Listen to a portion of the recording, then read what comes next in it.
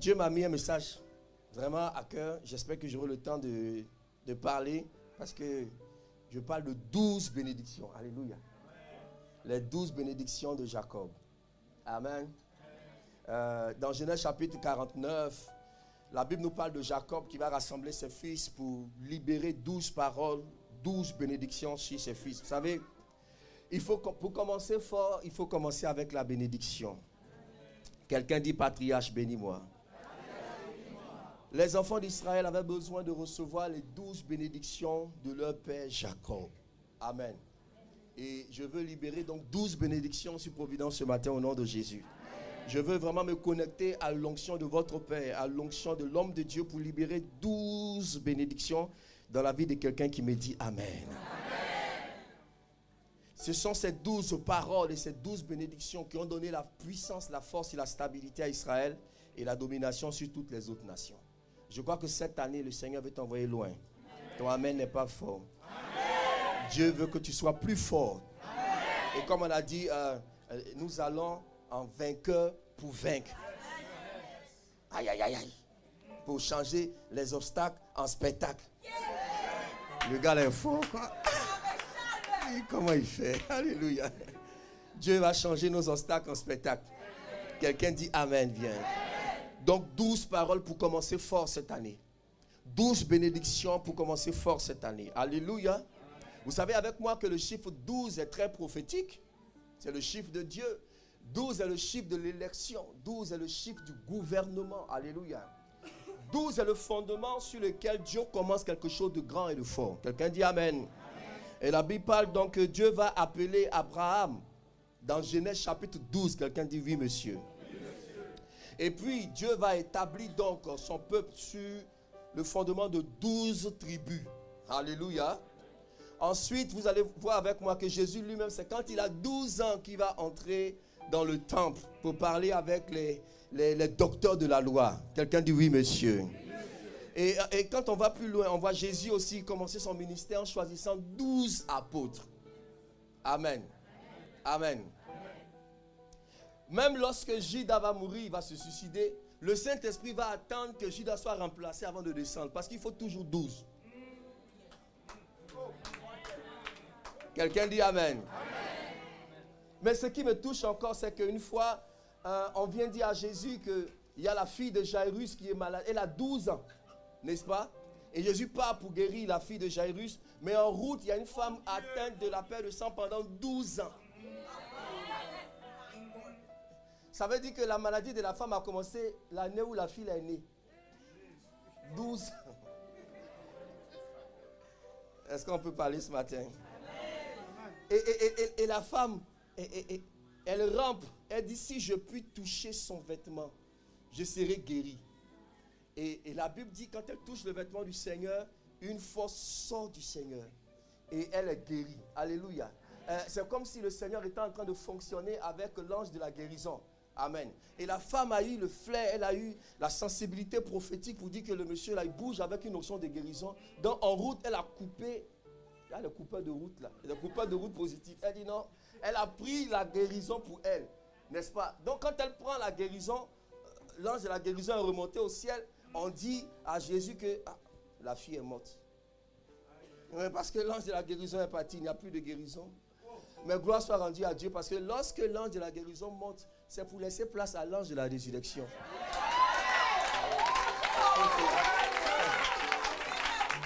Parce que si la guérison est là, on n'a pas besoin de la résurrection. À un moment donné, Dieu met une pause quelque part pour enclencher quelque chose de plus grand dans la vie de quelqu'un. Alléluia. Et Jésus dit, ne t'inquiète pas. Donc il arrive avec maintenant la résurrection et cette fille est ressuscitée. Quelqu'un dit Amen. Donc notre Dieu fonctionne avec 12. Amen. Et donc dans l'année, il y a 12 mois, n'est-ce pas? Même devant le trône, il y a 12 fois 2 vieillards, 24 vieillards. Et puis on a 24 heures, 12 heures pour la matinée, 12 heures pour le soir. Donc 12, 12, 12, 12. Amen. C'est pour ça, pour commencer fort, je viens avec 12 bénédictions. Quelqu'un dit Amen. Amen. Alléluia. Et la bénédiction, c'est quoi? La bénédiction, c'est une bonne parole qui est prononcée. La bénédiction, elle est spirituelle, mais sa manifestation sa présence est manifeste. Voyez, la bénédiction est spirituelle. Quelqu'un me dit amen. La bénédiction n'est pas compliquée. La bénédiction, c'est une bonne parole qu'on dit sur quelqu'un, mais qui se manifeste par de bonnes choses. Alléluia. Donc, avoir une voiture n'est pas la bénédiction. Mais lorsqu'on est béni, la bénédiction peut produire une voiture. Quelqu'un me dit amen bien. On est d'accord? Donc, la bénédiction, c'est d'abord une parole. Elle est spirituelle, mais elle se manifeste dans le physique. N'est-ce pas? Donc, quelqu'un qui est béni, on peut voir ça dans sa vie. Voyez un peu. Et les patriarches connaissaient l'importance de la bénédiction. La Bible me parle de deux frères, des frères jumeaux, qui étaient en train de lutter, qui se battaient sur un héritage. Mais l'héritage n'était pas physique, ce n'était pas une voiture, ce n'était pas une maison, un champ, c'était juste une parole de leur père. Donc Ésaü est fâché. Pourquoi? Parce que son frère a pris la parole. Donc la parole était chargée. Oh my God. Dieu veut faire quelque chose. Alléluia. Et quand il vient parler à son père lui dit, je l'ai déjà béni. Il dit, ah bon, comment? Il dit, oui, je l'ai pourvu. Donc par la parole, il dit, je lui ai donné le blé. Et je l'ai même établi. Donc la parole est capable d'établir quelqu'un. La parole peut pourvoir à tous tes besoins. Donc, si on te propose 10 000 euros et la bénédiction de ton père, je te conseille de prendre la bénédiction de ton père. Quelqu'un me dit amen bien. Parce que les 10 000 euros peuvent finir, mais la bénédiction de ton père produira plus de 10 000 euros dans ta vie. Est-ce que je parle à quelqu'un? C'est pour cela que la bénédiction du père, elle est plus puissante que l'argent qu'on peut te donner. Tu dois commencer fort cette année par la bénédiction de ton père. On peut commencer? On peut commencer? Alléluia. Alors, Genèse chapitre 49, verset 1. La Bible dit, Jacob appela ses fils et dit, assemblez-vous et je vous annoncerai ce qui vous arrivera dans la suite des temps. Rassemblez-vous et écoutez, fils de Jacob. Écoutez Israël, votre père. Et il commence. Ruben, quelqu'un dit Ruben. Toi, mon premier-né, ma force et les prémices de ma vigueur, supérieur en dignité et supérieur en puissance. Impétueux comme les eaux, tu n'auras pas la prééminence. Quelqu'un dit hélas. Car tu es monté sur la couche de ton père. Tu as souillé ma couche en y montant. Amen. Ruben est le premier fils de Jacob. Quelqu'un dit amen bien? Ruben signifie voyez un fils. Alléluia. Vous connaissez l'histoire de Jacob? Le monsieur il avait une femme, il aime. Et il a travaillé pour elle, mais le jour du mariage, c'est sa soeur qui rentre dans cela. Mais ça là, que Dieu t'épargne cette malédiction-là. By fire, by force. Imaginez un peu l'histoire. Vous savez, j'aime beaucoup me projeter dans l'histoire biblique pour savoir un peu comment ça s'est passé, quoi. Donc on voit Rachel qui organise son mariage. Elle a acheté la robe de la mariée, le bouquet, les dragées, maman, les alliances. Donc aujourd'hui, elle s'en va pour être mariée. Le lendemain, elle se retrouve encore célibataire. Quelqu'un dit fire 2 fois. Que Dieu punisse le diable et sa belle-mère. Il y a des gens qui aujourd'hui partent pour être embauchés dans une bonne entreprise. Mais par un concours de circonstances, le lendemain, ils se retrouvent encore célibataires.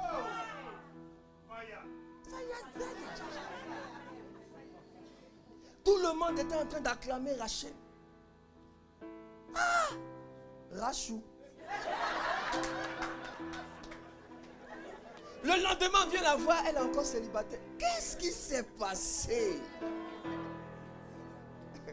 Alléluia. Ah! Quelqu'un dit, hey Yahweh. Ah non. Ça là. Amen. Mais on va aller. Et puis, c'est Léa qui prend la place. Non. Cette année, je refuse que quelqu'un prenne ta place. Je refuse que quelqu'un prenne ta place au nom de Jésus. Tu vas commencer fort parce que ce que Dieu a prévu pour toi, tu vas entrer là-dedans au nom de Jésus-Christ. Personne ne va venir prendre ta place au nom de Jésus. Si ton amen est violent, tu reçois plus vite au nom de Jésus. Alléluia. Et donc, la Bible déclare qu'il va se retrouver avec deux femmes. Et il aimait Rachel. Et voyant que Léa n'était pas aimée, Dieu va lui donner un enfant, n'est-ce pas? Et elle va l'appeler Ruben pour dire, voyez, Dieu m'a donné un fils. Pour dire qu'elle a quelque chose de plus que sa sœur. Amen. Et ça sera donc Ruben. Mais la première bénédiction dont je vais parler ici, c'est la bénédiction de la longévité. Alléluia. Quelqu'un dit avec moi la longévité. Papa parlait de cela tout à l'heure, la durée dans le ministère, la durée dans les offrandes, dans la bénédiction. Vous savez, il y a beaucoup de gens qui commencent bien mais qui n'arrivent pas à bien terminer. La longévité est une bénédiction importante dans la vie des enfants de Dieu. Dieu veut que tu commences fort et que tu continues fort, que tu termines fort au nom de Jésus-Christ. Je refuse que tu commences fort et que au milieu de l'année tu commences à faiblir. Que Dieu te maintienne dans la longévité prophétique au nom de Jésus. Mais la clé de la longévité, c'est d'honorer son père et sa mère. La Bible dit, enfant, honore ton père et ta mère afin que tes jours se prolongent. Alléluia. Donc pour avoir une prolongation de vie, prolongation de grâce et de bénédiction, le secret c'est d'honorer son père et sa mère. Quelqu'un me dit amen bien. Bien aimé, je connais beaucoup de gens bénis, mais qui meurent d'une mort prématurée.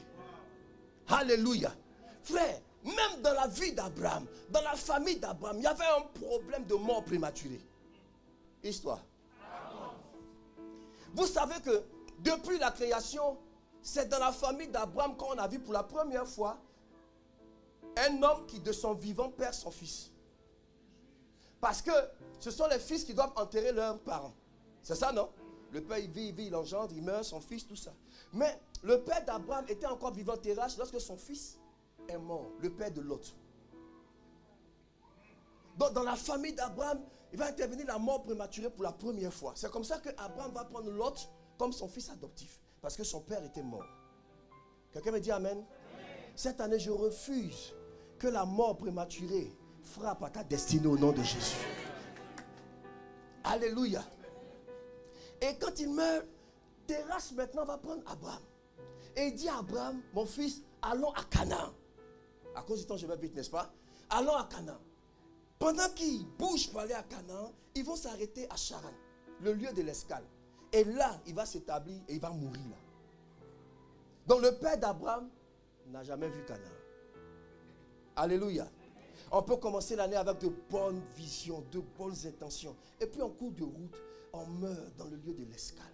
Mais Dieu m'a envoyé en mission ce matin pour que jamais tu ne meurs dans le lieu de l'escale. Ton amen n'est pas fort. Que jamais tu ne meurs d'une mort prématurée.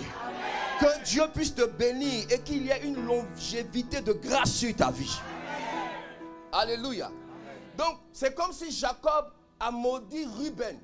Parce que Ruben est monté sur sa couche. Ruben l'a déshonoré. Je dis à quelqu'un, arrange-toi, mais honore toujours ton père. Alléluia. Honore toujours ton père. Dieu nous donne toujours deux pères. Un père biologique et un père spirituel. C'est important d'honorer son père biologique. Mais il peut arriver, vraiment, à cause de certains problèmes de famille, que ça ne va pas trop avec le père biologique. Alléluia. Je connais des gens qui ont été peut-être même maudits par leur père biologique.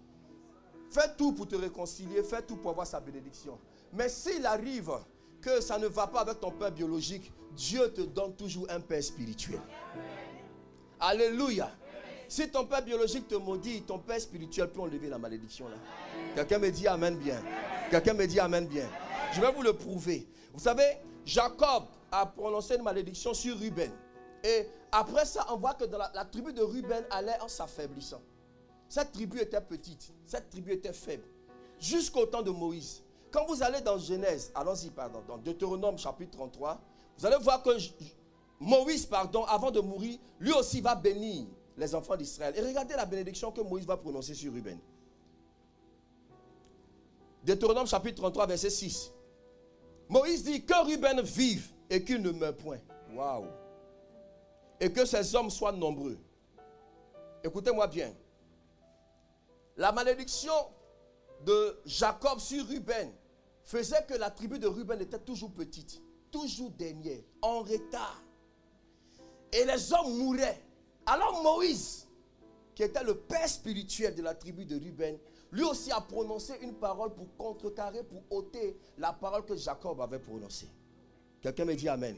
Et il a déclaré que Ruben vive et que ces hommes deviennent nombreux. C'est la parole de Moïse qui a préservé la tribu de Ruben. Quelqu'un me dit amen bien. Écoutez-moi bien. J'ai un code à vous donner. Quelqu'un dit oui monsieur. Lorsque quelqu'un prononce une mauvaise parole sur vous, vous devez trouver quelqu'un qui a une onction supérieure ou égale à cette personne pour contrecarrer et enlever cette malédiction. Quelqu'un me dit amen bien. Quand Josué va détruire Jéricho, il va prononcer une parole sur Jéricho. Maudit soit celui qui va rebâtir Jéricho. Frère Josué, c'était quelqu'un qui avait une onction redoutable. Après lui, il y a eu des prophètes, il y a eu des gens qui sont venus. Il y a eu même Élie et tout ça. Ils ont laissé Jéricho. Amen. Ils ont laissé l'affaire de... Parce qu'ils savaient que celui qui a parlé sur Jéricho est d'une onction supérieure. Il a fallu quelqu'un qui avait reçu la double portion. Il s'appelle Élisée. C'est Élisée, par la double portion de l'onction qu'il a reçue, cette onction était supérieure ou égale à celle de Josué. C'est lui qui est revenu et qui a assaini les eaux de Jéricho. C'est Élisée qui a enlevé la malédiction qui était sur Jéricho. J'ai dit à quelqu'un, si quelqu'un avait parlé mal sur ta vie, ici, il y a une onction supérieure pour enlever la malédiction sur ta vie au nom de Jésus. Si quelqu'un avait déclaré que toi, tu ne pourras jamais te marier, nous déclarons que tu vas te marier cette année. Si quelqu'un avait dit que tu seras pauvre, nous on décide et on déclare que tu seras prospère au nom de Jésus. Le plus long amen établit la prophétie là. Aïe aïe aïe aïe aïe, quelqu'un dit amen fort. Alléluia. Alléluia. C'est pourquoi c'est important d'être béni par son Père. Quand ton Père te bénit, il y a une longévité. Quelqu'un dit amen bien.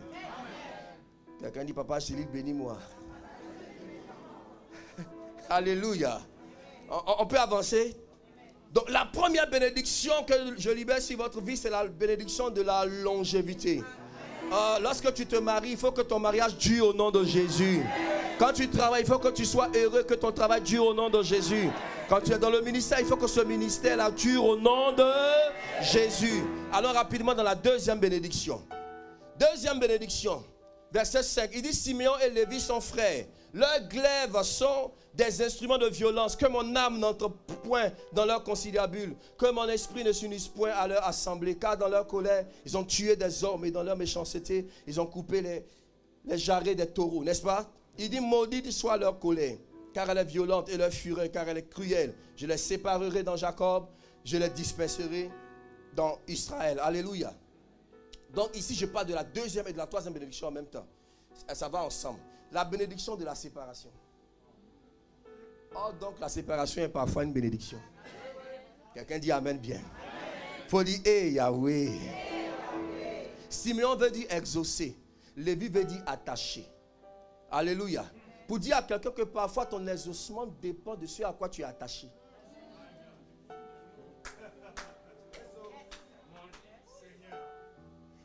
Ce à quoi tu es attaché peut empêcher, retarder ton exaucement ou accélérer ton exaucement. Beaucoup d'enfants de Dieu disent, mais pourquoi Dieu ne m'exauce pas? Ça dépend de ce à quoi tu es attaché. Quelqu'un me dit amen bien. Et parfois, quand Dieu veut t'envoyer loin, je suis désolé, il te sépare de certaines choses, de certains lieux et de certaines personnes. Ah, Dieu n'est pas un Dieu de division, mais un Dieu de séparation.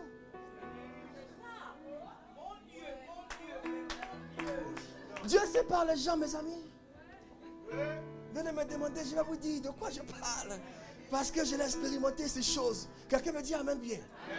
Écoutez-moi bien. Vous savez, chaque personne sur cette terre, papa, est un esprit. Et il y a des esprits qui vont ensemble. Il y a des esprits qui ne peuvent pas se connecter. Parfois, ce n'est pas que les personnes sont forcément méchantes. Mais les deux esprits ne vont pas ensemble. Histoire. Et il y a une soeur qui allait voir son père spirituel, un grand homme de Dieu. Elle veut se marier, mais c'était déjà un peu bizarre. Et le père lui voit ça, mais elle ne comprend pas. Il s'oppose à mon mariage et tout. Et Dieu a dit, ma fille, laisse-moi te dire quelque chose. Histoire. Est-ce que le couscous, là, quand on mange là, vous connaissez ça? Est-ce que c'est bon? Elle dit, oui, c'est bon. C'est appétissant, c'est bien à manger. Il dit, ok, d'accord. Est-ce que le sable aussi, de l'autre côté, c'est bon? Oui, le sable, c'est bon. C'est le sable qui arrête la mer au niveau des plages, n'est-ce pas? On utilise le sable aussi dans la construction et tout. Il dit, ok, donc le couscous, c'est bon de son côté. Oui, le sable, bon de son côté. Ok, mais est-ce que l'association de sable et de couscous, c'est bon? C'est pas bon. Il dit, amen, je n'ai plus rien à dire.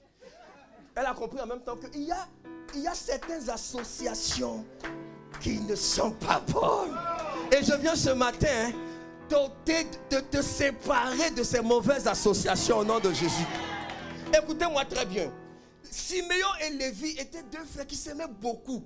Mais quand ils sont ensemble, ils ne produisent rien de bon. Leur association produisait la violence.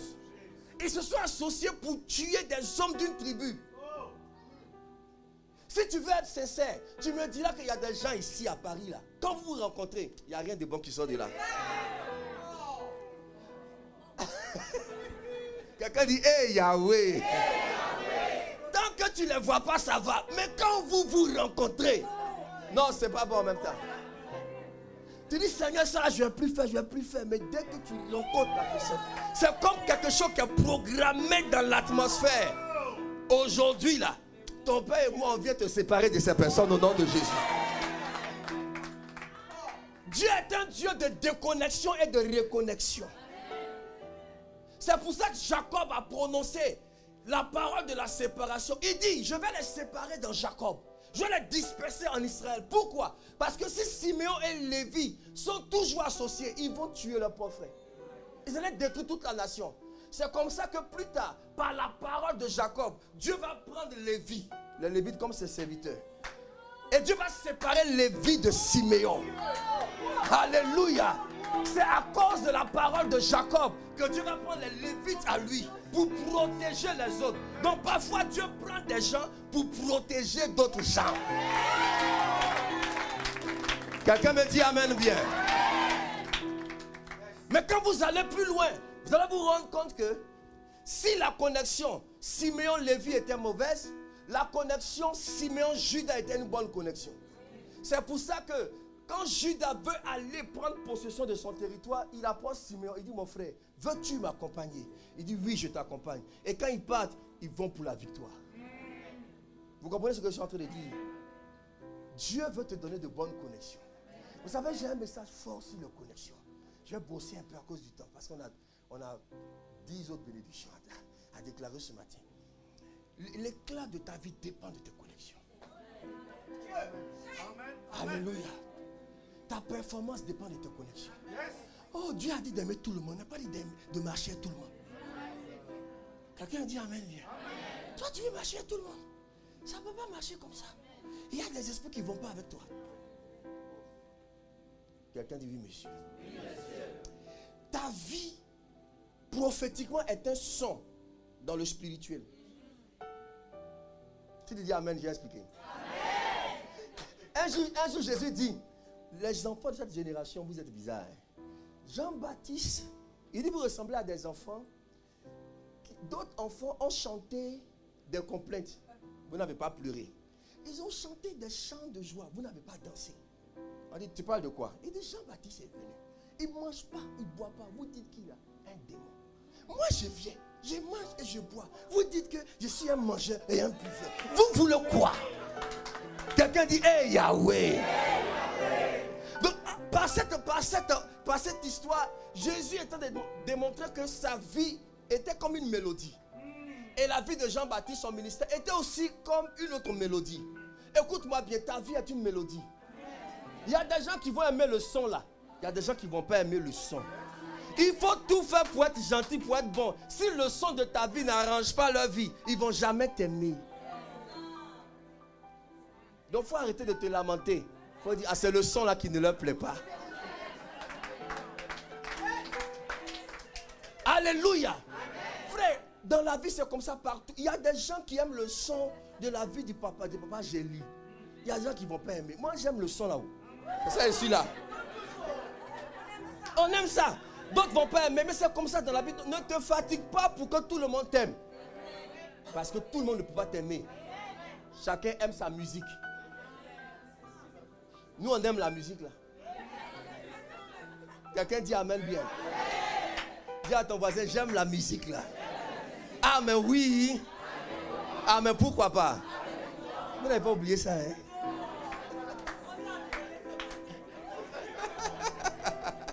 Alléluia. C'est pour cela que Dieu a besoin parfois de te déconnecter. Maman, regarde, le miracle des ossements desséchés, c'est une affaire de déconnexion et de reconnexion.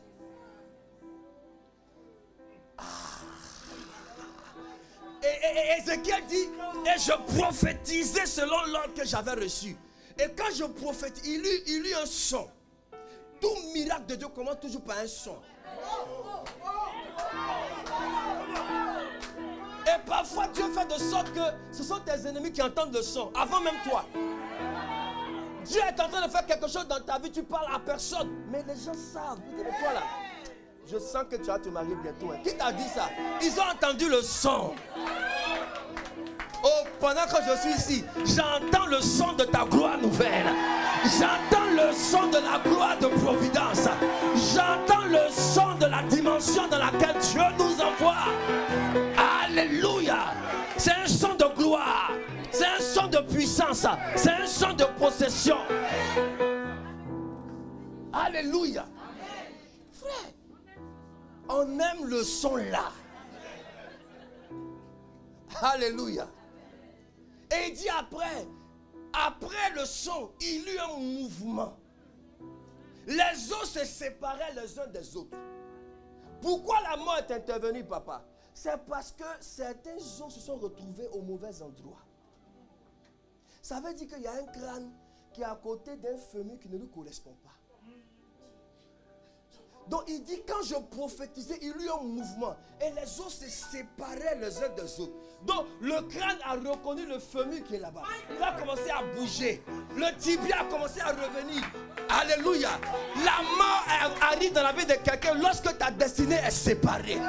Mais Dieu pour te bénir commence à te... Aïe, aïe, aïe, aïe, aïe, aïe.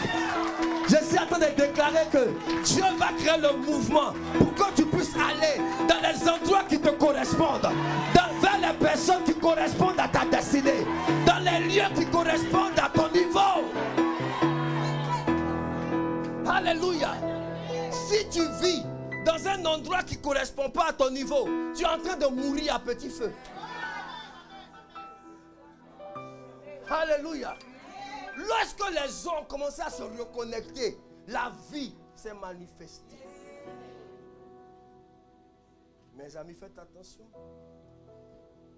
Laissez-moi finir vite cette bénédiction. Est-ce que je peux parler?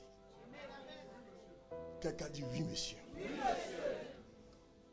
La Bible déclare que Jacob doit mourir, papa, c'est ça?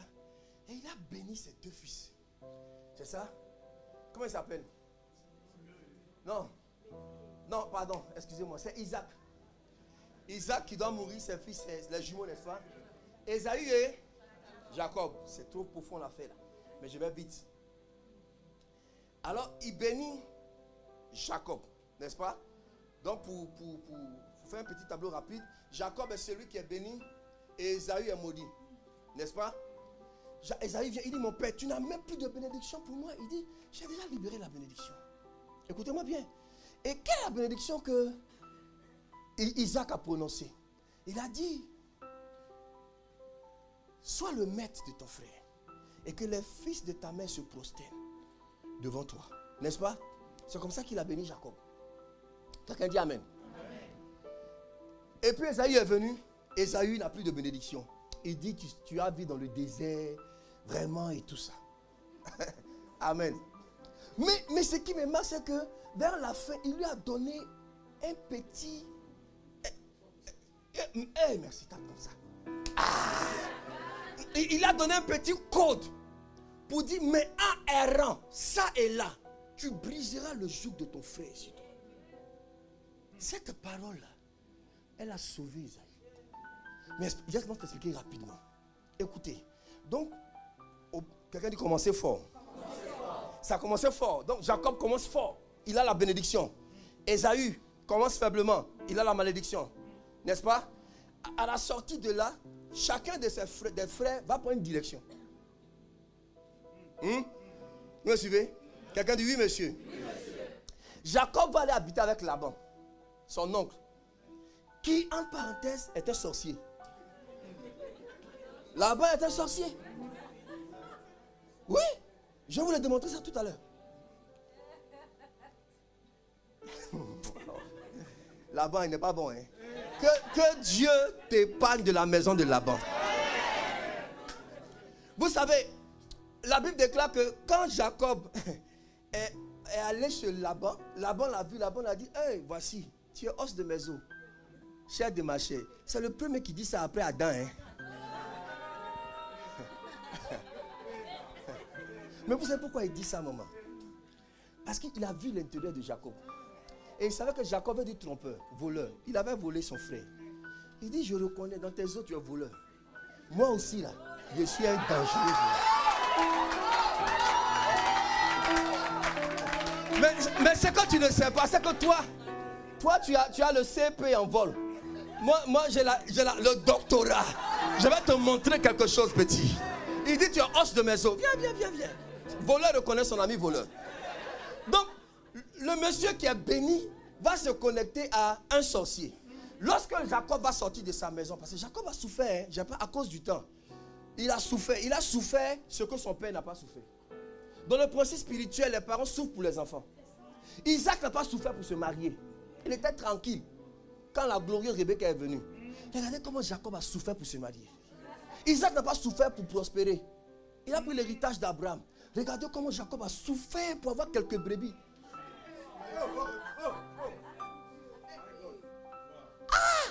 C'est comme ça qu'il a dit non. Mais la Bible déclare que l'année de la naissance de Joseph. Jacob dit, je quitte ta maison là-bas. Et Laban lui dit, j'ai reçu par divination que l'Éternel m'a béni à cause de toi. Regardez ce qu'il dit, par divination. J'ai reçu par divination que l'Éternel m'a béni à cause. Ça veut dire que quoi? Pendant toutes ces années, il jouissait de l'étoile de Jacob. Pendant que Jacob souffrait, lui prospérait. Et il s'enrichit sur le dos de Jacob.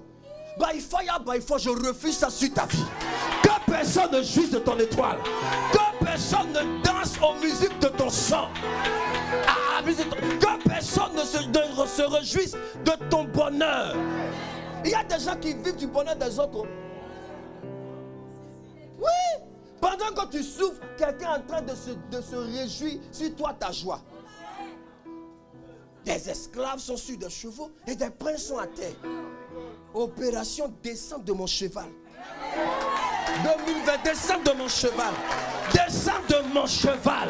Descente de mon cheval. Ah mais oui. Ah mais pourquoi pas? Descente de mon cheval. Alléluia. Mes amis, comment quelqu'un qui est béni, il va se connecter à un sorcier? Laissez-moi vous choquer. Toute la bénédiction que son père a prononcée sur lui, il n'a rien vu dedans. Laissez-moi vous choquer que ce que Isaac a dit sur Jacob, Jacob ne l'a jamais expérimenté jusqu'à sa mort. Histoire. Vous savez pourquoi? À ce niveau-là, moi j'aime Ésaü. Oui, Ésaü m'a plu. Il a réfléchi, comme j'ai dit tout à l'heure. Il dit, mon père m'a maudit, papa. Il faut que je trouve quelqu'un qui peut enlever la malédiction là sur moi. Quand je regarde dans l'atmosphère, il y a un seul qui était capable de le faire. Mon grand-père Abraham, il est déjà mort. Mais qui peut? Merci maman. Il a réfléchi, il a trouvé la personne capable de l'aider. C'était Ismaël. Ismaël n'avait pas la bénédiction messianique. Mais en tant que fils d'Abraham, il avait la bénédiction d'Abraham sur lui. Alléluia. C'est comme ça que pendant que Jacob va chez Laban, Ésaü est allé habiter sous les tentes d'Ismaël. Mes amis, les deux frères se sont rencontrés environ 20 ans plus tard. Il n'y a pas photo. Quand ils se rencontrent 20 ans plus tard, c'est le contraire qui se manifeste. C'est Jacob qui se prosterne devant Ésaü. Et la Bible déclare qu'il s'est prosterné 7 fois. Et il lui dit, j'ai regardé ta face comme on regarde la face de Dieu. Quand ils se rencontrent, Jacob, il a 4 femmes, 11 garçons, avec des bergers, un troupeau bizarre. On dit à Ésaü que ton frère vient à ta rencontre. Ésaü vient le voir avec 400 garde-corps. Maintenant, regardez la foutaise. Hey Yahweh. Jacob va organiser la rencontre. Il met les enfants d'abord. Il met les femmes. Il met le troupeau. Il est derrière. Toute la nuit, il va faire veiller de prière pour se battre avec Dieu. À cause d'un homme. Il se bat avec Dieu, maman. Il se bat avec Dieu. Quand il se rencontre, maman, Dieu va toucher le cœur d'Ésaü. Maintenant, Ésaü demande à son frère Jacob, tout ce troupeau que je vois là, c'est pour qui? Il dit que c'est le don que je fais à mon Seigneur. Il appelle son frère jumeau, qui est maudit là, mon Seigneur. Le béni appelle le maudit mon Seigneur. Et maintenant, regardez la réponse d'Ésaü. Il dit, non, non, garde ça pour toi, parce que je suis dans l'abondance. Mon Dieu!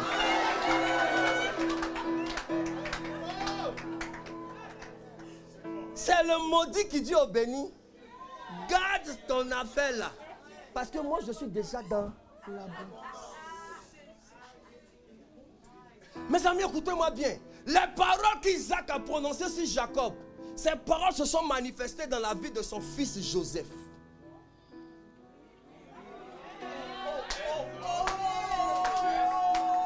C'est Joseph qui a expérimenté le fait que ses frères se prosternent devant lui.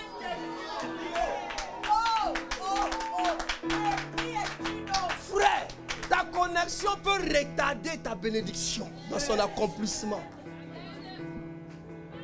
Mes amis, donc un béni qui se connecte à un sorcier, un maudit qui se connecte à un homme béni, la différence est claire.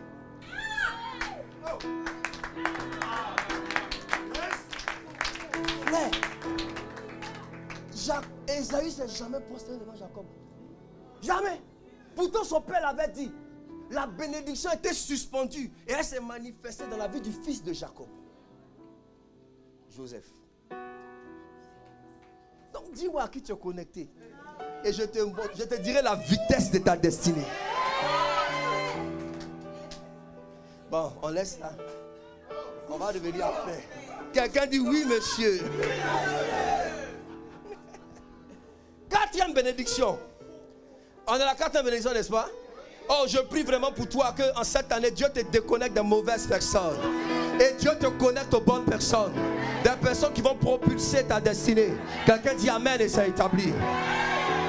4e bénédiction, c'est la bénédiction de Judas. Judas veut dire louange. Alléluia. Cette année, que la bénédiction de la royauté soit sur toi.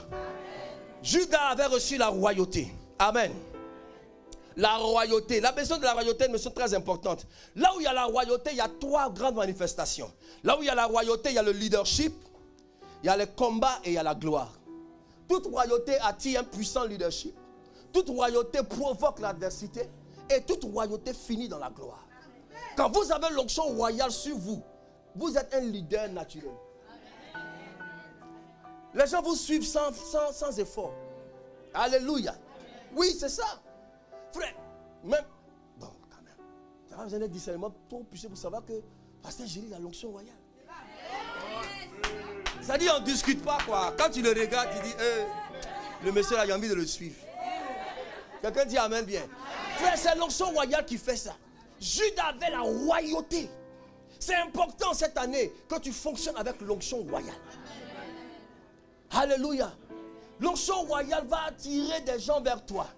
David, quand il a reçu l'onction royale, il était fugitif de Saül. Il vivait dans les cavernes. Mais il avait déclaré que les gens quittaient la ville pour trouver David où il était.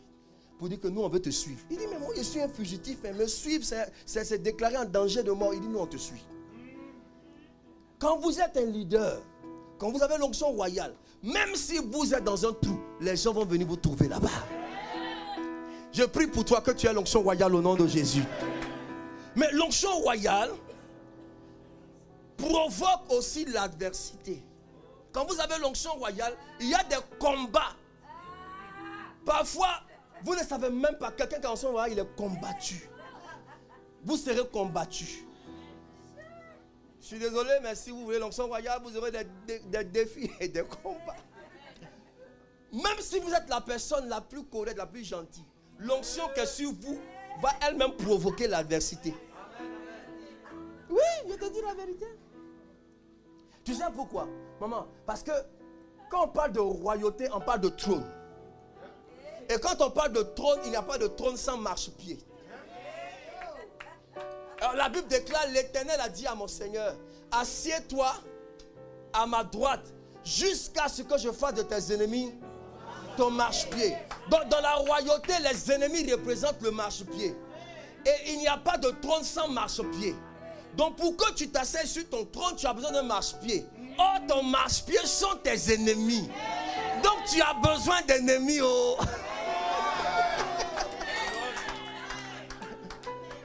Sans ennemis, il n'y a pas de marchepied. Sans marchepied, il n'y a pas de trône. Donc même si tu fais l'effort d'être gentil à tout le monde, l'onction sur ta vie va provoquer l'adversité. L'onction là va changer tes amis en ennemis. Elle va changer ta propre famille même en adversaire. Parce qu'il te faut des ennemis. Tu as besoin d'ennemis. Quelqu'un dit amen. C'est pourvu. Tu as besoin d'adversaires. Ça fatigue, mais tu as besoin d'adversaires pour pouvoir avancer. Alléluia. Oui. Mais la bonne nouvelle, c'est que tu finiras toujours par la victoire sur tes adversaires au nom de Jésus-Christ. L'onction royale attire la gloire. Amen. La gloire, lorsque la gloire est sur ta vie, tu ne te bats plus pour les choses, mais les choses se battent pour toi. Amen. Tu ne cours plus vers les choses courent vers toi. Quelqu'un me dit amen bien. Amen.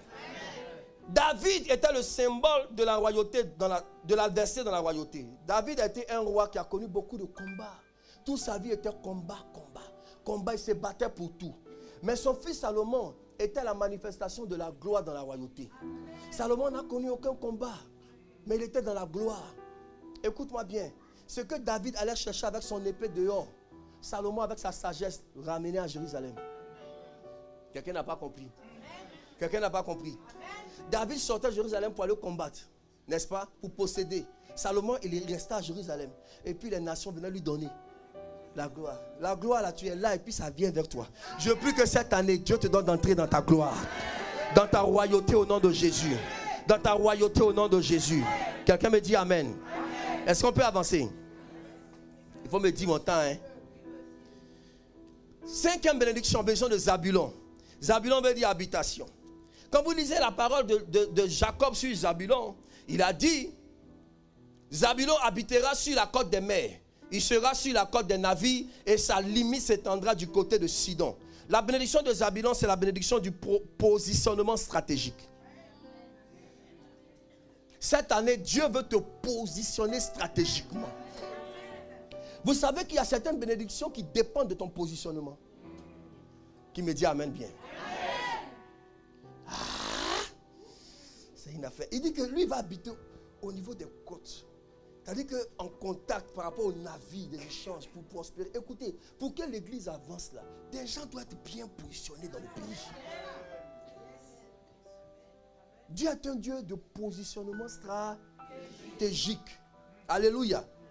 Certaines choses t'arrivent à cause de ta position. Vous savez que Uri est mort. Pourquoi? Parce qu'on l'a positionné là où c'était le plus dangereux. C'était pas le plus faible à la guerre.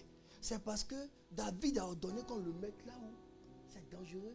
Et que ceux qui étaient supposés l'aider le lâchent. Dans la vie, les gens meurent simplement parce que des gens qui étaient supposés les soutenir, ils ont lâché.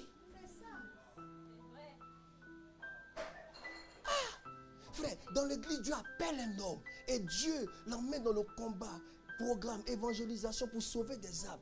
Et il met vous pour le soutenir dans la prière et dans les finances. Mais si vous le laissez, il va mourir. C'est comme ça que beaucoup de pasteurs meurent dans le ministère. Parce que ceux qui étaient supposés l'aider l'ont laissé.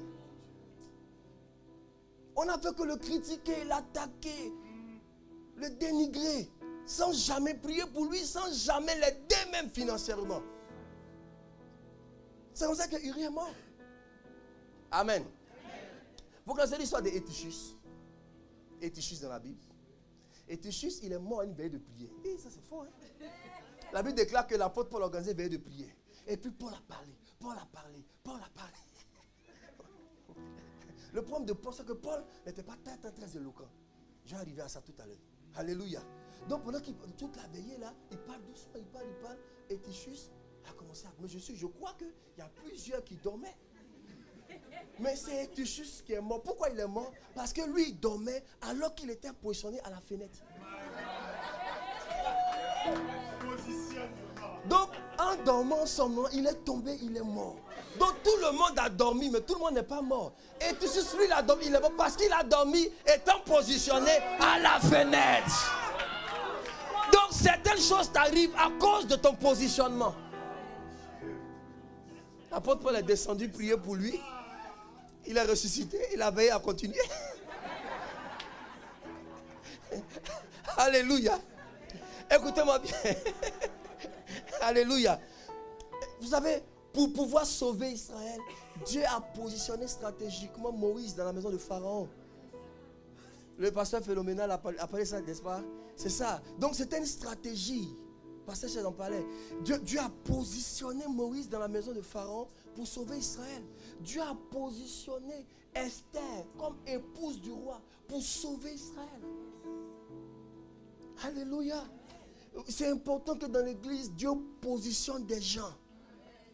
Il faut qu'il y ait des gens qui soient positionnés un peu dans la politique, positionnés dans les finances, positionnés dans le commerce, positionnés dans le sport. Et ces personnes doivent sauver l'église à cause de leur positionnement. Cette année, je prie que cette bénédiction soit sur toi. Que Dieu te positionne stratégiquement. C'est ce que Esther ne savait pas. Mardochée lui a dit, mais qui sait, est-ce que ce n'est pas pour ce temps-là que Dieu t'a positionné? Et parfois, quand Dieu positionne des chrétiens, ils oublient la mission pour laquelle Dieu les a positionnés. Dieu te rend riche, ce n'est pas pour toi, c'est pour nous. Quelqu'un dit oui, monsieur. Oui, monsieur. Mais depuis que tu es riche, tu fais un Jean.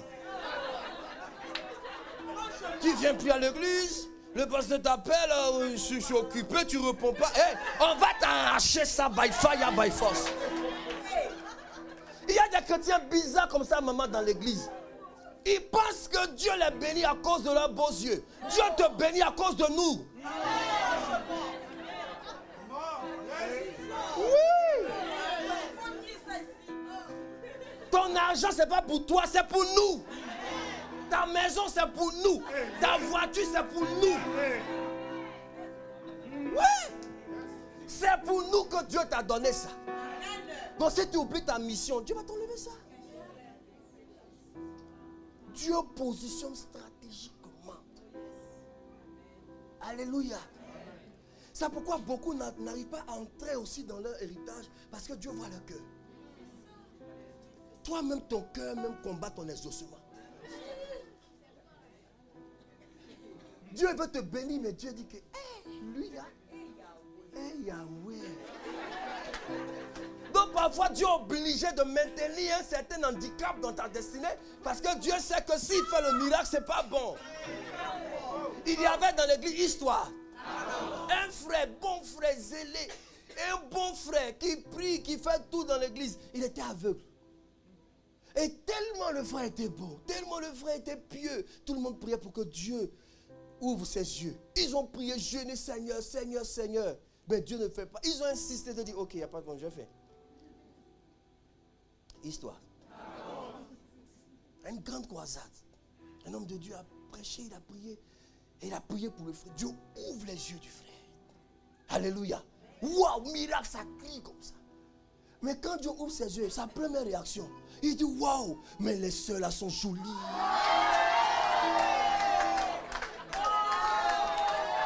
Quand il a dit ça, Dieu a refermé les yeux. Paf! Tout le monde dit, ah, on a compris, Seigneur. Pourquoi tu gardais les yeux du frère fermés? C'est bon pour son salut. Ah, mais oui. Ah, mais pourquoi pas? Donc, certains handicaps, c'est pour le salut. Alors, sois sage. Et tu n'as pas besoin que Dieu mette un handicap pour que tu sois béni. Travaille ton cœur. Le jour où Dieu va voir que jamais l'argent ne prendra sa place dans ton cœur, il te donnera beaucoup d'argent. Dieu n'a pas peur de bénir quelqu'un. Frère, Dieu est riche. Oui, la richesse, ça, c'est pas un péché. C'est avant, nous, on pensait qu'il fallait être pauvre pour être bon chrétien. Que Dieu punisse le diable et sa nièce, la pauvreté. Un vilain démon, la pauvreté. Je n'aime pas cet esprit-là. Je vais vous expliquer ici que la pauvreté, c'est la maman de tous les autres démons. Parce que là où elle est, tous les péchés sont là. Là où il y a la pauvreté, il y a le vol, il y a l'escroquerie, il y a la sorcellerie, il y a la prostitution, il y a la drogue. Partout il y a la pauvreté, il y a tous les péchés. Mais là où il y a la prospérité, il n'y a même pas de péché.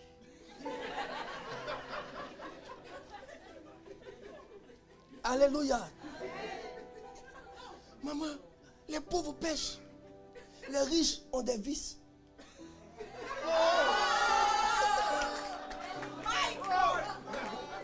Donc il faut qu'on puisse régler les vices là, qu'on puisse dévisser. Et puis c'est donc bien pour le royaume. Mais les pauvres pêchent gravement. Ah mais oui. Donc il nous faut des riches qu'on va dévisser. Quelqu'un me dit amen bien. Dieu nous bénit et Dieu nous positionne pour son peuple, pas pour nous-mêmes. C'est la bénédiction de Zabulon. Est-ce qu'on peut avancer? Sixième bénédiction, la bénédiction de Issachar. Issachar veut dire salaire, récompense. La bénédiction d'Issachar, c'est la bénédiction qui fait que Dieu te récompense. Alléluia. Pour tous tes efforts, pour tous tes sacrifices et pour tout ton engagement dans sa maison. Il y a un esprit qui attaque la récompense. Cet esprit, on l'appelle l'esprit de Madian. L'esprit qui attaque au moment de la moisson. La Bible déclare qu'au temps de Gédéon, Madian attaquait Israël. Lorsque Israël sème, il moissonne. C'est là que Madian vient et il prend toute la récolte. L'esprit de Madian, c'est l'esprit qui fait que tu es en bonne santé. Mais quand tu dois moissonner, tu tombes malade. La femme, elle est mariée, tout. Ça va. Grossesse, ça va. Au moment de coucher, fausse couche. L'esprit de Madian attaque la moisson, attaque les récoltes. Et jamais tu n'as de récompense dans tout ce que tu fais. Nous voulons détruire l'esprit de Madian ce matin. Que la bénédiction d'Issachar soit sur toi, que Dieu te récompense. Que Dieu bénisse tes finances. Alléluia. La bénédiction d'Issachar, c'est la bénédiction qui était sur Mardoché. Alléluia. Mais j'en viens tout à l'heure. Alors, donc Dieu doit nous récompenser. C'est important la récompense. Quand tu sers dans la maison de Dieu, Dieu va te récompenser. Quand tu fais du bien aux autres, tu seras récompensé. Alléluia. Frère, c'est la personne qui est venue sur Tabitha. Frère, dans l'église, là, tout le monde mourait. Ce n'était pas un problème. Quand Tabitha est morte, on dit ça, on ne peut pas accepter. Parce que la mort de Tabitha va entraîner la mort de beaucoup ici haut. C'est elle qui nourrit les gens. C'est elle qui habille. Elle fait le costume pour le pasteur. Quand les invités viennent dans les pasteurs, les bouches d'eau, c'est elle qui les loge à l'hôtel. Quelqu'un dit amen. Elle fait tout ça et puis elle meurt. On dit jamais. Nous ne pouvons accepter la mort de Tabitha. Car la mort de Tabitha entraînera la mort de l'église. Allez chercher Pierre. Pierre est venu. On dit, monsieur Pierre, il paraît que vous étiez disciple de Jésus. Faites le miracle là. Il dit, j'ai déjà fait des miracles. Les pratiques ont marché, tout. Mais résurrection là, je n'ai pas encore. On dit, ça c'est pas notre affaire, monsieur Pierre. Il dit, mais je me souviens que Jésus a fait une fois une résurrection. On dit, bon, faites pareil, monsieur Pierre. Lui, il ne s'est pas fatigué. Quand vous lisez les autres de Tabitha, c'est pareil que Jésus a fait pour la fille aussi de Jairus. Il dit, bon, quand Jésus est venu, il a fait sortir tout le monde. Vous, allez, sortez. Alléluia.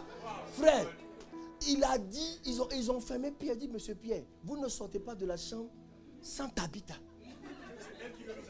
C'est elle qui va venir maintenant. Pierre dit, Seigneur, l'affaire là, tes enfants m'ont bloqué ici.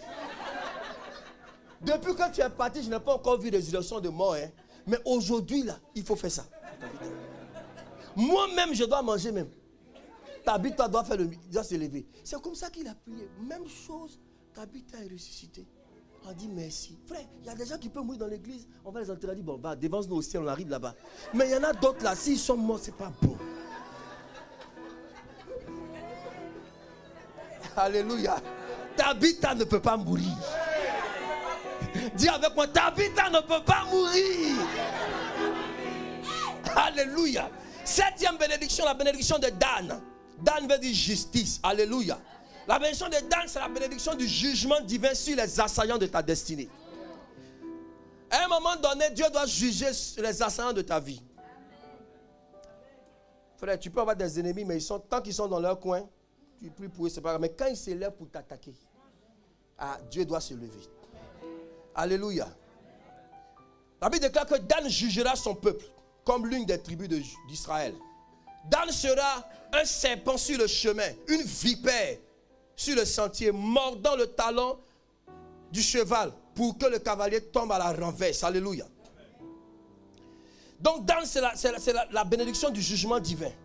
Si quelqu'un se lève contre ta vie, que le jugement de Dieu s'abatte sur lui.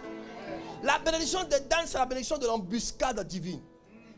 Dieu te donne de pouvoir créer l'embuscade pour que tes ennemis tombent à la renverse. Oui. Parce que si tes ennemis t'atteignent, ils vont te tuer. Tu ne dois pas mourir avant tes ennemis. Alléluia. Donc la bénédiction de Dan, c'est la bénédiction. J'aime la chanson là, j'écoute ça bien. Quelle que soit la vallée que je traverse, j'ai toujours un verset je prie que cette année, Dieu renverse tes ennemis. Que Dieu renverse tes adversaires. Que Dieu renverse la situation. Dieu est un Dieu de renversement de situation. L'embuscade divine. Est-ce qu'on peut avancer? La bénédiction de Gad, 8e bénédiction. Gad veut dire le bonheur. Alléluia. Sa bénédiction ressemble aussi à celle de Dan, la bénédiction du renversement de situation. La Bible déclare que Dan sera assailli par des armées, mais Dan va assaillir les gens qui l'assaillent. C'est fort, hein? C'est-à-dire qu'ils se sont levés contre toi, mais à un moment donné, ils se rendent compte que c'est toi qui suis eux. Oh, je vois Dieu renverser la situation de ta vie. Alléluia. Ceux qui pensaient qu'ils étaient au-dessus de toi vont se retrouver en dessous de toi. Tu sais, le royaume des cieux, c'est un royaume même qui est renversé, non? Une affaire où on dit quelqu'un, il rentre faible, mais il devient fort. Il rentre dernier, il devient premier. Donc tout est renversé.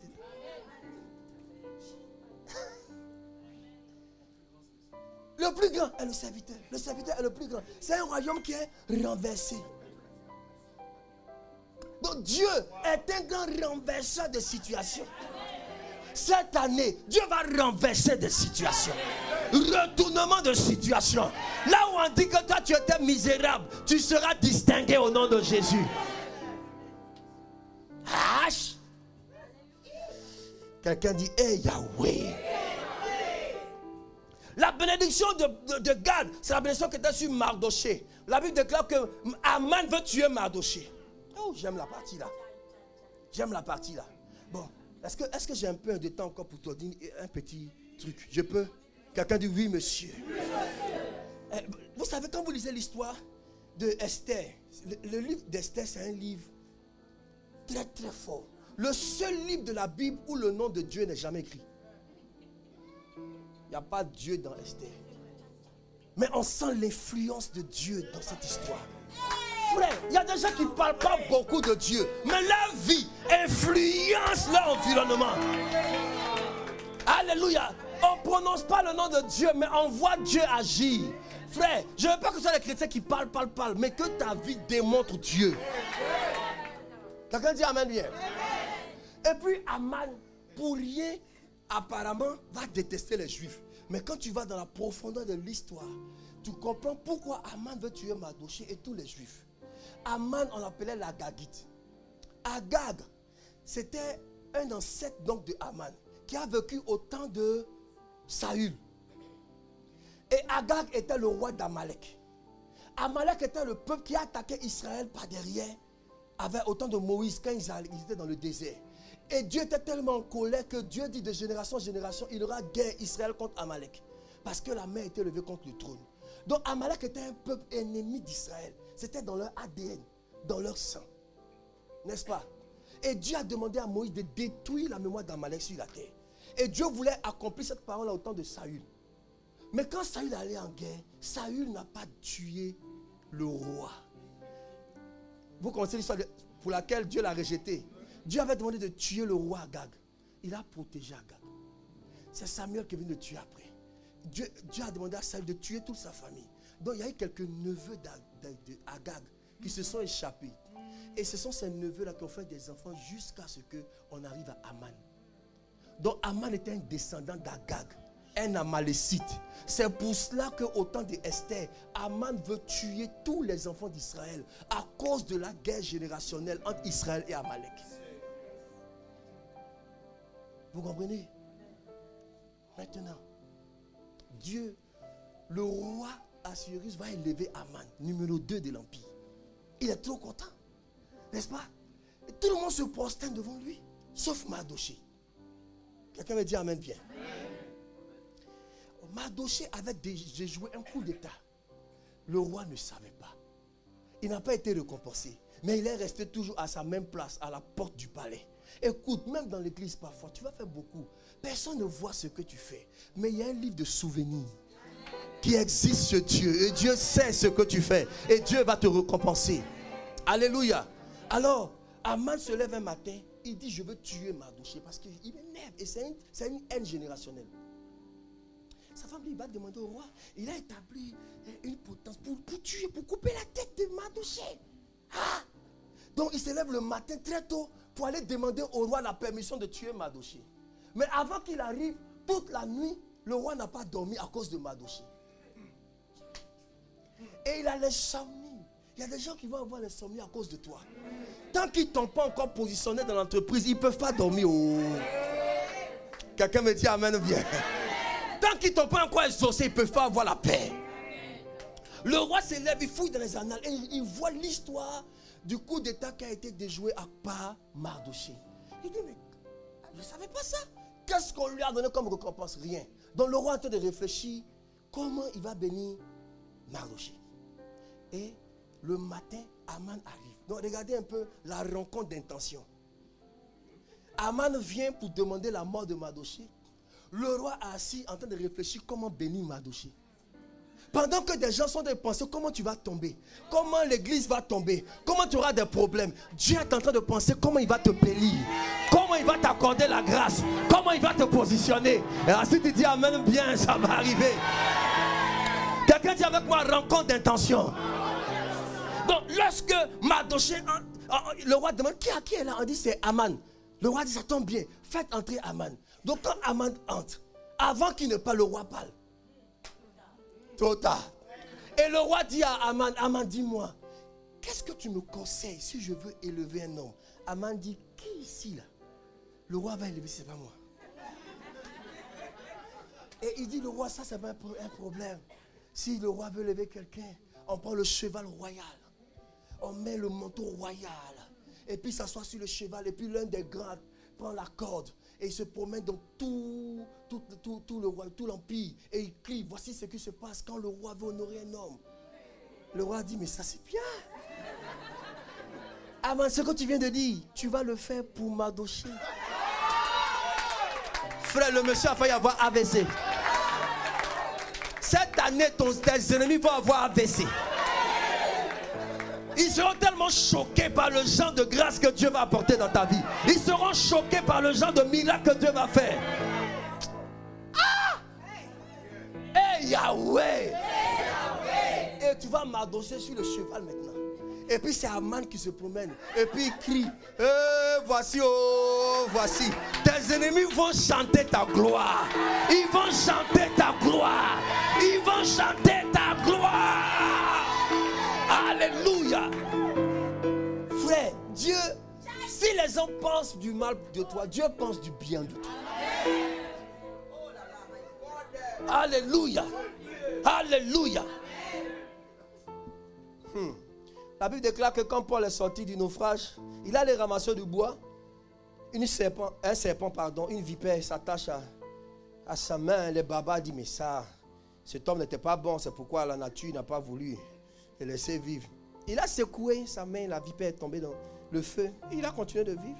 La Bible déclare que les gens le regardaient, s'attendant à le voir enfler, tomber, et puis mourir.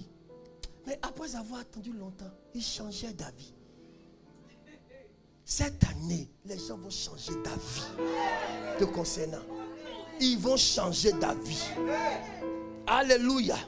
Ils vont changer. Tous ceux qui se sont moqués de Sarah pendant des années ont fini par changer d'avis. Alléluia. Celle qui était appelée stérile. Sarah était doublement même ménopausée. L'âge est dépassé tout. Mais gloire soit rendue à Dieu. Elle était juste ménopausée. Elle n'était pas ménostoppée. Parce que la ménopause n'est pas la ménostop. Si c'était la ménostop, c'est que c'est terminé. Mais si c'est la ménopause, on n'a qu'à appuyer sur le bouton de pause et il va avoir un play au nom de Jésus. Est-ce que je peux bénir la vie de quelqu'un? Aïe, aïe, aïe, aïe, aïe, aïe. Quelqu'un dit avec moi, je ne suis pas ménostoppé. Ce n'est qu'une pause. Alléluia. Parfois, il y a un genre de ménopause dans tes finances. Il y a un genre de ménopause quelque part. Mais ce n'est qu'une pause. Ce n'est pas un stop. On va continuer l'affaire. Je viens prophétiquement appuyer sur le bouton pour que Dieu continue de te bénir.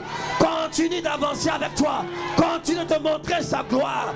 La ménopause n'est pas la ménostop.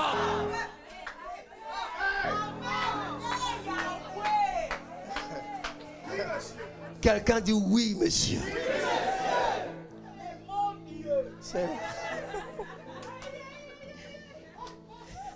Est-ce que je peux avancer un peu? 9e bénédiction, la bénédiction d'Azer. Azer veut dire heureux. La Bible déclare que, laissez-moi lire Azer, c'est la bénédiction de la qualité. Azer produit une nourriture excellente. Il fournira les mets délicats des rois. La bénédiction de la qualité. Cette année, Dieu va faire émerger ta qualité. Vous savez, en réalité, il n'y a pas d'ennemi contre la qualité. Les gens disent que tu peux détester le lièvre, mais tu vas reconnaître qu'il court vite. Tu vois, les gens peuvent ne pas aimer ta personne, mais ta qualité, ils sont obligés d'accepter. Vous comprenez un peu? C'est pourquoi c'est important, au lieu de pleurer ce que les gens disent sur vous, et tout travailler votre qualité. Parce que ta qualité va attirer les rois vers toi. Va attirer les gens importants vers toi. Nous, on a un problème. On veut toujours que les gens nous aiment, nous apprécient. Mais non, travaille ta qualité. Même tes ennemis vont dire que ça là, on reconnaît. Alléluia. Frère, quand les mages ont vu la qualité de Jésus, ils ont fait le voyage pendant des mois à cause de sa qualité. Là, ils seront prêts à aller loin pour venir te voir. Tout fait à cause de ta qualité. Quelqu'un me dit amen bien. Dans le livre des Actes chapitre 4, j'aime cette histoire. Lisons Actes chapitre 4 verset 13. Actes chapitre 4, est-ce que quelqu'un est béni ce matin? Je cours pour finir un peu dans le temps. C'est ça. Donc faites-moi signe. Il peut prêcher pendant... Il reste combien? 7 minutes. Voilà, donc 2 minutes pour chaque. La vision de la Qualité. Actes chapitre 4, verset 13. La Bible déclare: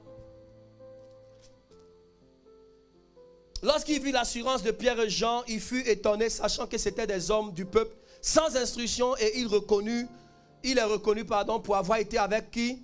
Jésus. Mais comme il voyait là, près d'eux, l'homme qui avait été guéri, il n'avait rien à répliquer. Il leur ordonnait de sortir du Sanhédrin et délibérait entre eux, disant: que ferons-nous à ces hommes? Car, regardez, hein, il est quoi? Manifeste pour tous les habitants de Jérusalem qu'un miracle signalé a été accompli par eux et nous ne pouvons pas le nier. On ne les aime pas, hein? Mais ils ont fait ce que nous n'avons jamais pu faire. Un miracle signalé a été accompli. Cette année, Dieu te donnera d'accomplir plusieurs miracles signalés. Ah, Dieu a préparé de bonnes choses devant toi. C'est un miracle signalé. Tu dois les accomplir. Il dit, il n'avait rien à répliquer. On n'a rien à répliquer devant la manifestation de la qualité. Ouais. C'est pourquoi nous on est bien ici à Providence, parce que Providence, il y a la qualité. Ou bien, 10e bénédiction, Naphtali, qui veut dire lutte, c'est la bénédiction de l'éloquence. Frère, écoutez-moi, l'éloquence c'est une bénédiction. Souvent j'entends des prédicateurs un peu aigris qui disent que l'ancien n'est pas dans l'éloquence. L'ancien est dans l'éloquence. Pourquoi vous êtes aigris même? Mes amis, l'éloquence c'est une bénédiction. Regardez Naphtali. Oh, frère. Est-ce qu'il peut vous parler? Quelqu'un dit oui, monsieur. Il dit Naphtali. C'est ça? Naphtali est une biche en liberté. Il profère de belles paroles. C'est la bénédiction de l'éloquence. Il y a des gens qui naissent éloquents sans faire d'efforts, comme le pasteur Gély. Maintenant, il y a des gens comme nous là. Nous, on travaille l'éloquence. On n'est pas né éloquent. Mais il faut travailler. Quelqu'un me dit amen. Il ne faut pas critiquer pour critiquer. Ce que tu n'as pas, il faut travailler pour avoir ça. C'est tout. Une jalousie bizarre, maman. Dieu est dans l'éloquence. Parce que l'éloquence ouvre des portes. Frère, il y a des gens qui vont toucher, ils vont devenir chrétiens. Ce n'est pas parce qu'ils voulaient devenir chrétiens vite. C'est à cause de l'éloquence du pasteur. Le gars là, quand il parle là, c'est chic. Et puis il vient dans son chic là que Dieu a touché son cœur après. Coco. Avant que le miracle se manifeste, il faut que quelqu'un t'attire par sa parole. Écoutez-moi bien. Témoignage, non? Oui. Voilà ça qui est là. Amen. Tapez dans ma main comme ça. Frère, est-ce que vous savez que Aaron est entré dans le ministère à cause de son éloquence? Oh. Oui.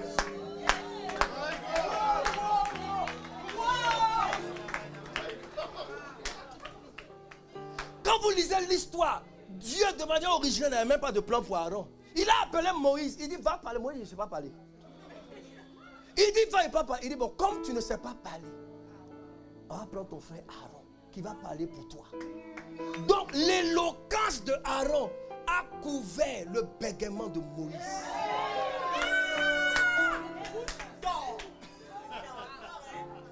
Hey, frère, c'est comme ça que dans l'éloquence là, il est rentré dans l'affaire là, il est devenu souverain sacrificateur. C'est son éloquence qui lui a ouvert la porte du ministère.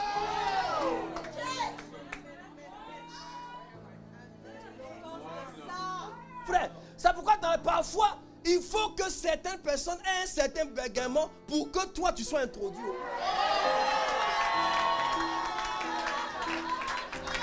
Le bégaiement de Moïse a introduit Aaron dans l'affaire. Hey Yahweh. Donc, le bégaiement de Moïse a arrangé Aaron.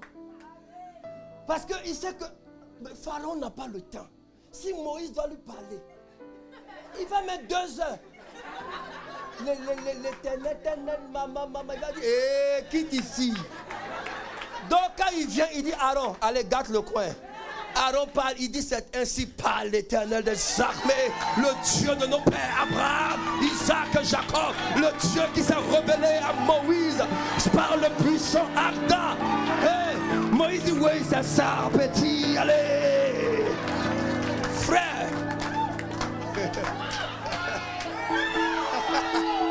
Aïe aïe aïe aïe aïe aïe aïe.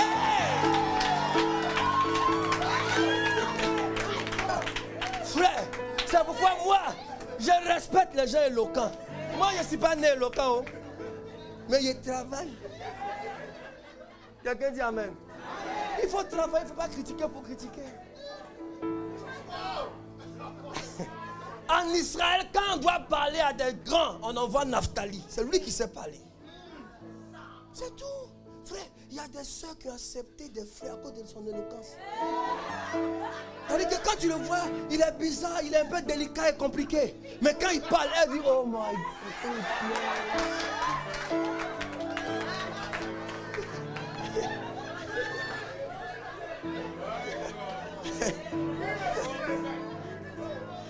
Il dit oh chérie, oh regarde tes yeux sont beaux comme le bleu de la piscine. Elle dit oh l'eau c'est pas bleu, hein, c'est le ciment qui est en bas là qui est bleu. Il dit mais tu sais quoi? Tu sais quoi? Elle dit mais quoi? Mais tu es le seul moustique qui me donne pas le palu. Oh, j'aime quand tu me piques. Oh, ouais. Oh. C'est son éloquence là, il est rentré dans le cœur de la soeur. Oh. L'éloquence est une bénédiction. C'est pourquoi j'aime ici, quand les gens parlent, tout le monde est éloquent ici. Il dit mais comment vous faites? C'est une bénédiction mes amis. Ne négligez pas ça. Ah. Ah. 11e bénédiction, c'est la bénédiction de Joseph. Il y a beaucoup de choses que vous savez sur Joseph. Je vais aller vite, c'est la bénédiction de la prééminence. La bénédiction de la prééminence. Joseph veut dire ajouter, la prééminence. Écoutez bien, selon les hommes, la prééminence vient selon le droit d'aînesse. Mais Dieu nous a montré que la prééminence n'a rien à voir avec le droit d'aînesse. La prééminence, c'est la supériorité absolue sur quelque chose. Et dans la famille d'Abraham jusqu'à ses descendants, Dieu a toujours fait une différence entre le droit d'aînesse et la prééminence. Quelqu'un me dit Amen. Amen. Parce qu'Abraham lui-même a deux fils, n'est-ce pas? Il a Ismaël et Isaac. Ismaël a le droit d'aînesse, mais c'est Isaac qui va avoir la prééminence. Isaac lui-même va avoir des jumeaux, Ésaü et Jacob. Ésaü a le droit d'aînesse. Lui-même, il a même vendu encore son droit d'aînesse.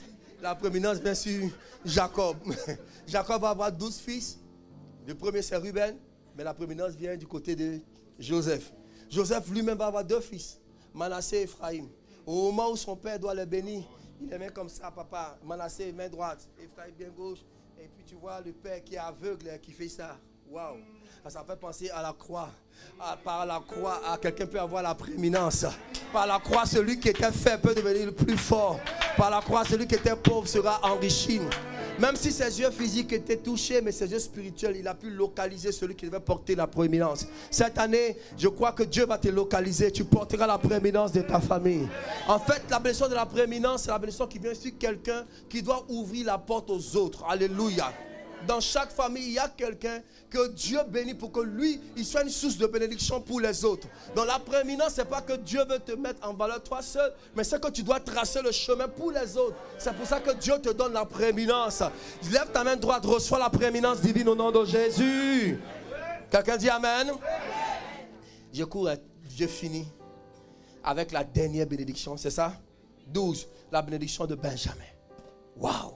La bénédiction de Benjamin. Benjamin veut dire le fils de ma droite. Il a dit dans Benjamin que Benjamin est un loup qui déchire, n'est-ce pas? Waouh. Donc je vais rapidement. La bénédiction du loup.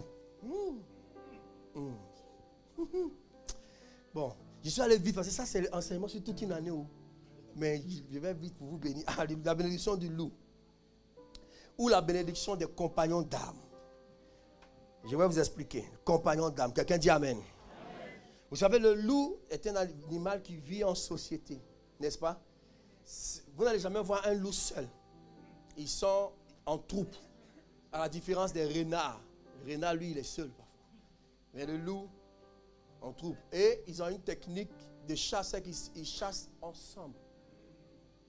Ils se battent ensemble. C'est très rare, vous allez voir un loup attaquer seul. Oh my God, j'aime la bénédiction là. Alléluia. Donc le loup attaque ensemble. Les loups se battent ensemble. Alléluia. Cette année, Dieu te donnera des personnes avec qui tu pourras combattre. C'est ça qu'on appelle des compagnons d'âme. Vous savez, dans la vie, il y a des gens qui vous motivent, qui vous encouragent. Il y a des gens, ils n'ont rien dit, mais là, c'est un présent, vous donne le courage d'avancer. C'est la bénédiction du loup. C'est pour cela que Saül était un benjamite, c'est ça? Et en tant que loup, il était habitué à se battre ensemble, surtout avec son fils Jonathan. C'est pourquoi dans le cantique de Saül, David a dit, ils sont morts même ensemble. Ils étaient tellement liés, ils se battaient ensemble. C'est la raison pour laquelle, en parenthèse, ils n'ont pas pu piquer devant Goliath. Parce qu'ils sont habitués à se battre ensemble. Et le diable a trouvé une autre stratégie pour dire, eux là, quand ils sont ensemble, ils sont très forts. Donc il a envoyé une autre stratégie pour dire, one. Donnez-moi un. Donc Saül et les gars Jonathan, les deux là se battent toujours. Donc Saül ne peut pas partir, Jonathan ne peut pas partir. Vous comprenez? Mais gloire soit rendue à Dieu parce que avant que Goliath ne vienne lancer le défi, Dieu avait préparé, dis avec moi, la réserve de Dieu. Parce que de manière générale, Israël, c'est un peuple qui se bat ensemble. Ils combattent ensemble, ils sont forts ensemble. Ils ne savent pas se battre seuls comme ça. Mais Dieu a préparé quelqu'un à se battre seul. Et lui, il avait l'esprit du lion. Parce que le lion se bat seul. Il s'appelle David. Pendant qu'il était dans la brousse, il a combattu l'ours seul. Il a combattu le lion seul. Vous voyez, un ours, là, quand il veut attaquer, là, il se lève comme ça. Là, c'est pas... Donc quand l'ours se lève comme ça, là, il a la même taille que Goliath. Quand le lion rugit, c'est comme la voix de Goliath. Donc quand Goliath parle, quand il se lève, quand David le regarde, il voit l'ours et puis il voit le lion. Il dit à Saül, je suis déjà préparé pour ce combat. Donc parfois Dieu vous met dans des combats pour vous préparer pour des combats principaux. Dans la vie, il y a deux sortes de combats. Il y a des combats secondaires et des combats principaux. Les combats secondaires, c'est des combats qui vous donnent de l'expérience, mais qui ne changent pas votre statut. Ne passez pas toute votre vie dans ces combats-là. Quand David tue l'ours, il est encore berger. Quand il tue le lion, il est encore berger. Mais le combat contre Goliath, c'est un combat principal. Quand il tue Goliath, il n'est plus berger. Il est introduit au palais. Il me reste 2 secondes. Maintenant, écoutez-moi bien. C'est comme ça que David, qui a l'entraînement du loup et l'entraînement du lion, il arrive à tuer Goliath. Amen. Maintenant, ce mystère-là, c'était fou. David descend sur le champ, maman, combattre Goliath. Et il prend 5 pierres dans le torrent. N'est-ce pas? Mais il utilise une seule pierre pour tuer Goliath. Mais pourquoi les 4 autres? Il était poussé par l'esprit, prophétiquement. Parce que, quand vous allez lire 2 Samuel chapitre 21, vous allez vous rendre compte que, donc Goliath a 4 autres frères.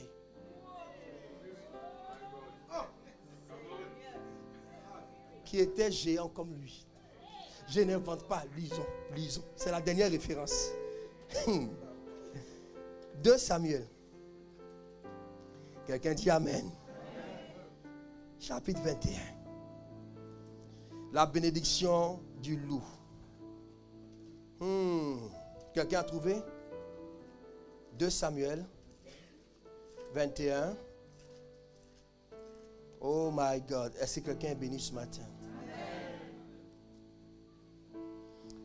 C'est un peu long, on va faire vite. On va lire verset 20. Il eut encore une bataille, c'est ça? À Gath. Il se trouva un homme de haute qui avait quoi? 6 doigts à chaque main et à chaque pied. 24 en tout. Et qui était aussi issu de Rapha. Rapha, c'était le papa de Goliath. Il jeta un défi à Israël et Jonathan, fils de Shimaï, frère de David, le tua. Verset 22 dit quoi? Ces 4 hommes étaient des enfants de Rapha de Gad. Ils périrent par la main de David et par la main de ses serviteurs. Quand vous lisez en haut, ils étaient 4 géants comme Goliath. Donc prophétiquement, comme si David savait, il a pris 5 pierres parce qu'il y avait 5 Goliaths qui allaient se lever contre Israël. Mais il a pris la première pierre pour le premier Goliath. Et prophétiquement, les 4 autres pierres étaient pour les 4 frères de Goliath derrière.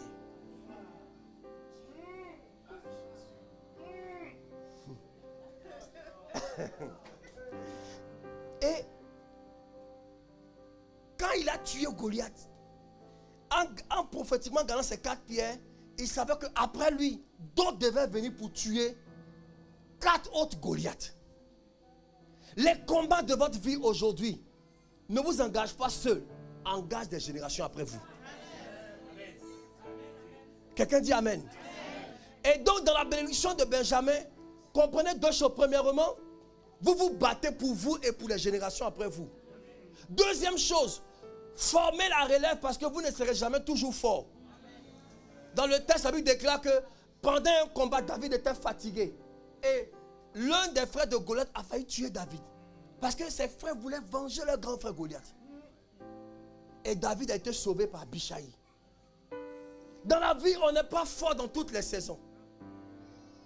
Il faut toujours préparer une relève.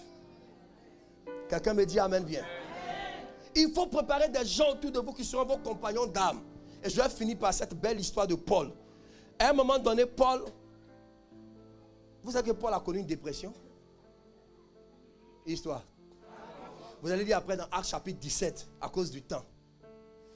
Mais Paul avait un homme qui était son compagnon d'homme, qui était Silas. La présence de Silas encourageait Paul.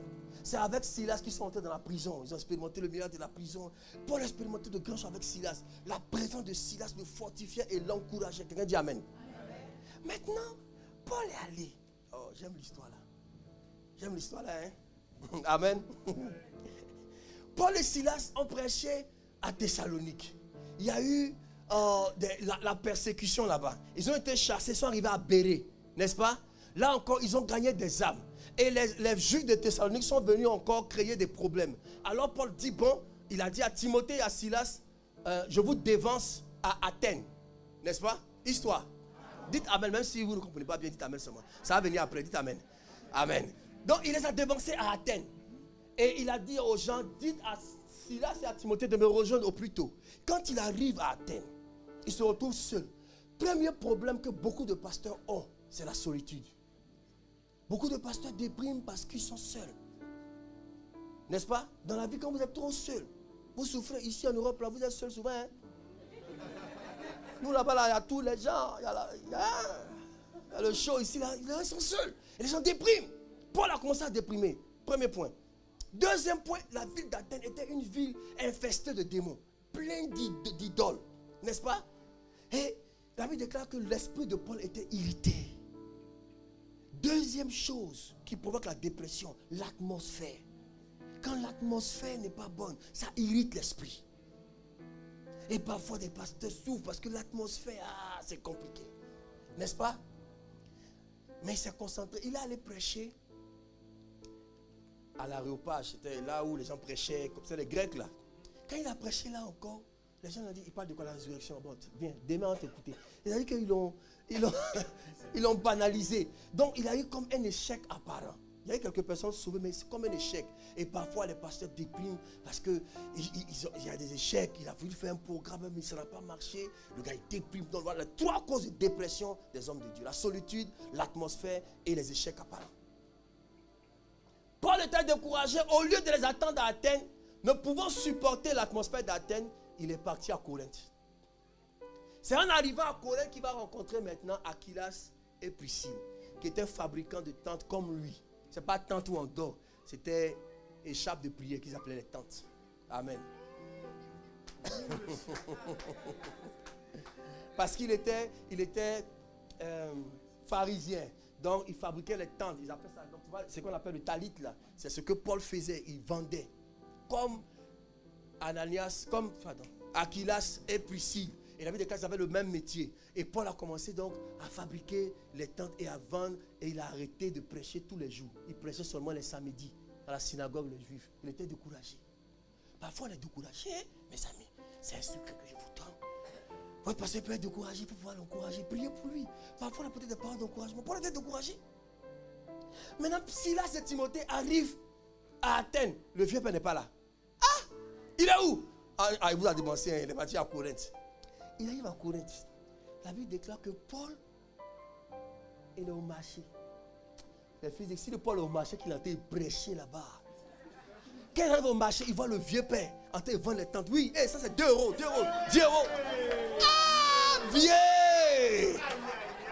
Silas et Timothée le voient, il dit, vieux. Il dit, c'est comment les enfants? Il dit, mais vieux, c'est parce que tu nous as appris, hein? Il dit, les enfants, c'est chaud. Il dit, c'est chaud. Mais la Bible précise que lorsque Silas et Timothée, quand Paul les a vus, il se donna tout entier au ministère de la parole. Alléluia. Leur présence a été une fortification, une source de motivation. Et Paul a repris le ministère à temps plein. Il a commencé à prêcher. Je prie pour toi que Dieu t'accorde des compagnons d'âme. Des hommes qui peuvent motiver ta foi. Des hommes qui peuvent te donner d'aller plus loin avec Dieu. Si quelqu'un est béni qui s'élève et pousse des cris de joie.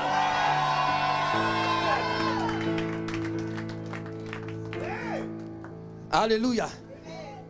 On a fini. Je vais juste prier. Je vais m'appuyer vraiment sur l'onction de papa. Le temps est avancé. Pardonnez pour mon temps si on a débordé un peu. Mais il fallait qu'on libère les 12. Amen. Alléluia.